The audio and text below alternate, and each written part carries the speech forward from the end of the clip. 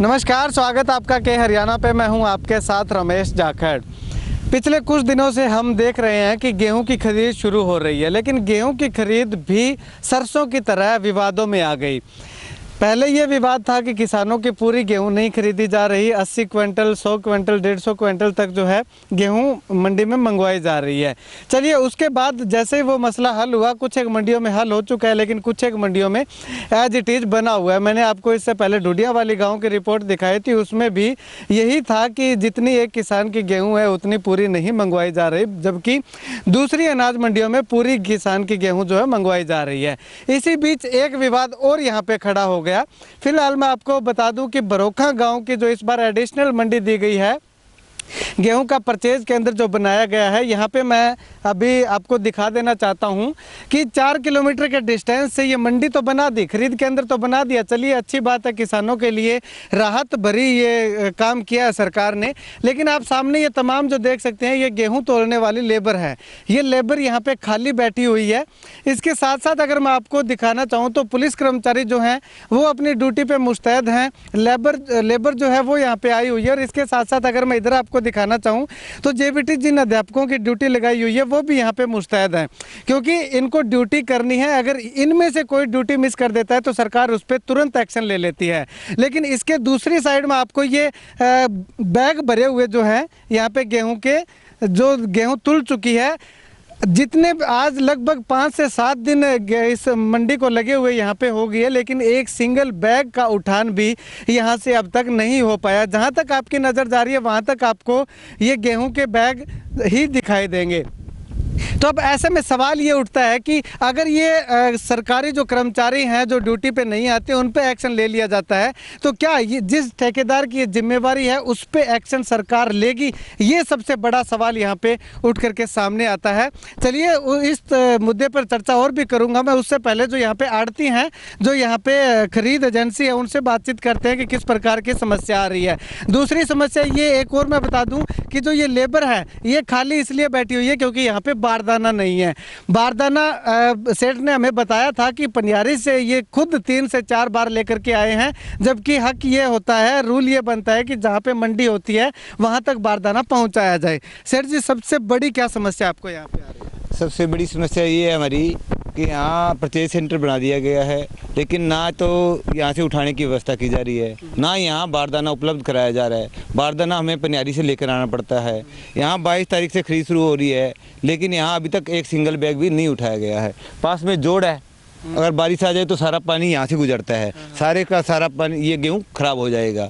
मैं लगातार 4 दिन से अधिकारियों से, परचेज अधिकारी से, हमारे डीएम ऑफिस से भी बात कर रहा हूँ कि यहाँ से अगर गेहूँ बारिश आती है तो बर्बाद हो जाएगा, ये तुरंत उठाया जाए, लेकिन अभी तक उसका कोई रिजल्ट नहीं है। अच्छा, तो ये उठान क्यों नहीं हो रहा? किसकी जिम्मेवारी है ये उठाना? ये दरअसल दिक्कत क्या है, ये पनिहारी गेहूँ खरीद के अंदर रहता है। पनिहारी गेहूँ खरीद के अंतर्गत जो ठेकेदार है ये उसकी ड्यूटी बनती है, लेकिन वो कहता है कि मेरा टेंडर सिर्फ पनिहारी तक का हुआ है, यहाँ एडिशनल मेरा नहीं है। ये तो या तो ये डिपार्टमेंट की ड्यूटी है कि उनको यहाँ ड्यूटी लगाई जाए, या हमें इसको खुद उठाने की अनुमति दी जाए। अच्छा। मैंने इस संबंध में कल एक चिट्ठी भी डीएम ऑफिस को दी है कि या तो ठेकेदार उठाए या हमें तुरंत इसकी अनुमति दी जाए ताकि हम उठवा सकें। लेकिन अगर गेहूँ बर्बाद हो गया तो हमारी जिम्मेदारी बन जाएगी। इस एक और की दिक्कत है, हमें ये कच्ची जगह है, हम गेहूँ के नीचे भी ये पल्ला लगवा रहे हैं, तिरपाल, ताकि कम से कम बारिश आए तो नीचे मिट्टी बर्बाद ना हो। अब हम कितने दिन कर पाएंगे व्यवस्था, क्यों गेहूँ तो रोज आ रहा है और उठान हो नहीं रहा, तो हम भी ये व्यवस्था अधिक देर नहीं चला सकते। दूसरा दिक्कत बारदाने की है, अब बारदाना नहीं है तो मजदूर खाली बैठे हैं। अब बारदाना पनियारी आएगा, फिर वो हमें कहते हैं कि यहाँ से लेके जाओ, मैं रोज तो नहीं उठा सकता ना। अगर आपने मंडी की व्यवस्था की है तो बारदाने की भी आपको करनी पड़ेगी। हमें सब अब यही दिखते हैं। ठेकेदार कौन है, किसके पास है ये ठेका? ये पनियारी का ठेका रमेश ठेकेदार है जी, उनके पास है। मैं उनको 3 दिन से कॉल कर रहा हूँ, वो कह रहे जी मैं आऊँगा। कल भी कह रहे थे गाड़ी दूंगा, आज भी कह रहे थे जी क्या मैं आऊँगा, पहले मैं इसकी पैमाइश करूँगा फिर मैं गाड़ी की व्यवस्था करूँगा जी। अब मैं 6 दिन से मैं कहाँ इंतजार करूँगा जी। अच्छा, अगर इसमें गिरफ्ती आती है, उठाया भी जा सकता है, क्या क्या दिक्कत है? हमें तो दिक्कत ही दिक्कत है जी। गाँव के कितने किसानों की गेहूँ अब तक आई है? गाँव के लगभग 50 किसानों की गेहूँ आ चुकी है। अच्छा, 50 किसानों की है। हाँ, अब गेहूँ तो अब रोजाना आ रही है जी, 8-10 किसानों की, लेकिन उठा नहीं हो तो हम तोल ही नहीं पाएंगे, जगह भी नहीं होगी बारिश के में। हमें भी डर लगता है, किसान की गेहूँ मंगवाने का फायदा क्या, अगर उठेगी नहीं तो हम मंगवाएंगे क्यों जी? चलिए हम बंद कर देंगे इसको घुमाना। चलिए, शुक्रिया सर बातचीत के लिए। तो सबसे बड़ा सवाल यहाँ पे यही उठ रहा है, जिस ठेकेदार की ड्यूटी लगाई गई है वो ठेकेदार कहता है कि पनियारी जो कि यहाँ से 4 किलोमीटर दूर है वहाँ तक उसका ठेका टेंडर हुआ है। तो अब यहाँ की गेहूं कौन उठाएगा, ये सवाल मैं हरियाणा सरकार से करना चाहूँगा, हरियाणा के उप मुख्यमंत्री से करना चाहूँगा, हरियाणा के मुख्यमंत्री से करना चाहूँगा कि जो आपने एडिशनल खरीद केंद्र बनाए हैं किसानों की सुविधा के लिए, क्या वो सुविधा के लिए बनाए हुए किसानों को दुविधा दे रहे हैं? क्योंकि यहाँ पे तमाम लगभग 50 किसानों की गेहूँ अब तक आ पाई है यहाँ पे इस मंडी में बारदाना ना होने के कारण, लेकिन अब जब इसका उठान नहीं होगा तो दूसरे किसान गेहूँ ला करके कहाँ डालेंगे? अब मैं दूसरी बात आपको बताऊं कि ये जो ग्राउंड है, जब हल्की सी भी बरसात होती है तो इस ग्राउंड के दूसरी छोर पे जोहड़ पड़ता है। तो जैसे ही यहाँ पे बारिश आती है तो बारिश का पूरा गांव का पानी इस ग्राउंड से होता हुआ उस जोहड़ में जाता है। अगर भगवान ना करे कि बारिश हो जाती है तो ये पूरा का पूरा गेहूं जो है वो उस जोहड़ के अंदर चला जाएगा। तो इसका जिम्मेवार आखिर कौन होगा?